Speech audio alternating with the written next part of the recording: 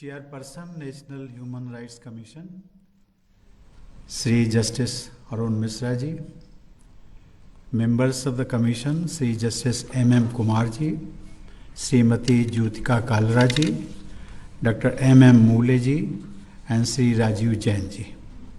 Secretary General Sri Bimbadar Pradhan ji, UN Resident Coordinator Mr. Soumi Sharp ji, distinguished guests, ladies and gentlemen. I am delighted to be here among you to celebrate the 73rd Human Rights Day.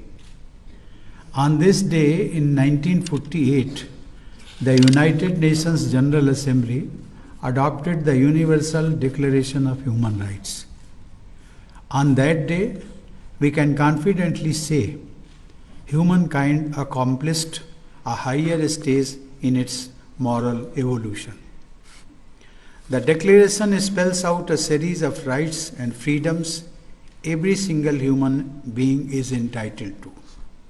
These are inalienable rights, dependent solely on the fact that each person belongs to humanity, irrespective of ethnicity, gender, nationality, religion, language, and other divisions.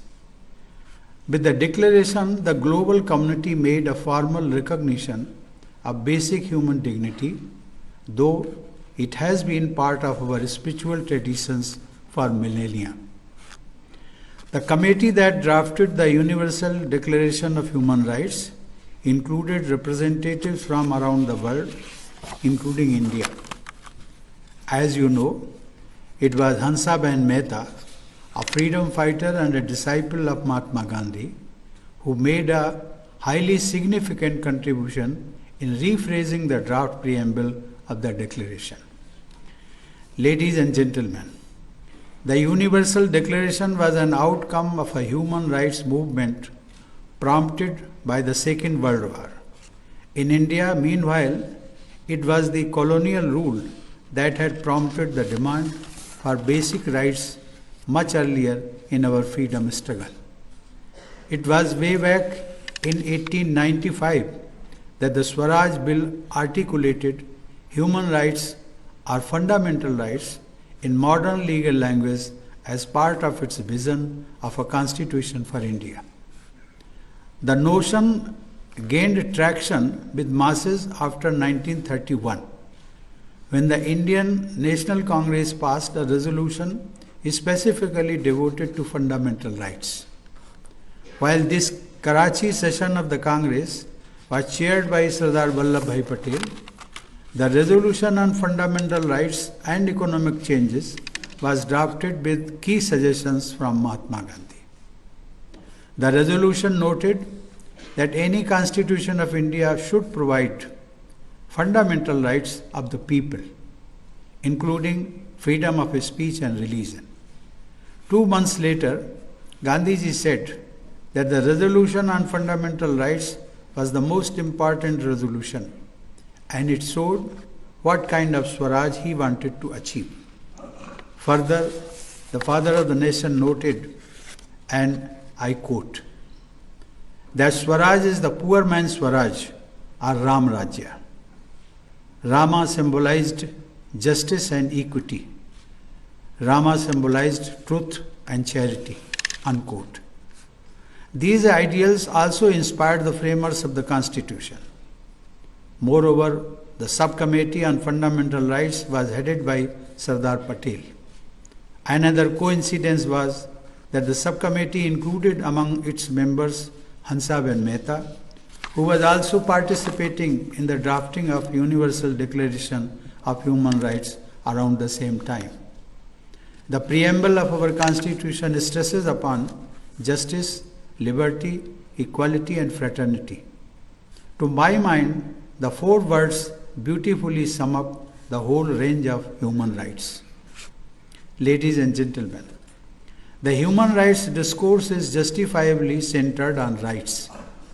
But in India, we have always understood, as Gandhiji often reiterated, that rights and duties are 2 sides of the same coin.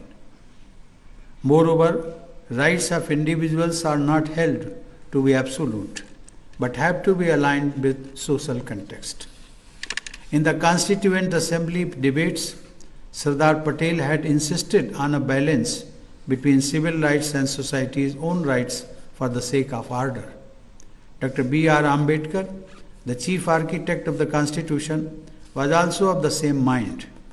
Responding at length to criticisms, he said, and I quote, "What the drafted Constitution has done is that instead of formulating fundamental rights in absolute terms and depending upon our Supreme Court to come to the rescue of Parliament by inventing the doctrine of police power, it permits the state directly to impose limitations upon the fundamental rights." Unquote. It is this delicate balancing that has ensured the middle path for the Republic. Ladies and gentlemen, the theme of this year's Human Rights Day is equality. Article 1 of the Universal Declaration states, "All human beings are born free and equal in dignity and rights." Equality is the very soul of human rights. While non-discrimination is the first condition for absolute respect for human dignity, the world is beset with countless prejudices. They unfortunately hinder the full realization of individuals' potential and thus are not in the interest of society as a whole. Human Rights Day is the ideal occasion for us to ponder collectively and find ways to overcome such prejudices that only hinder the progress of humanity. On this day, the world should also debate and discuss the right to a healthy environment and climate justice. The degradation of nature is leading to irreversible changes in climate, and we are already witnessing its harmful impact.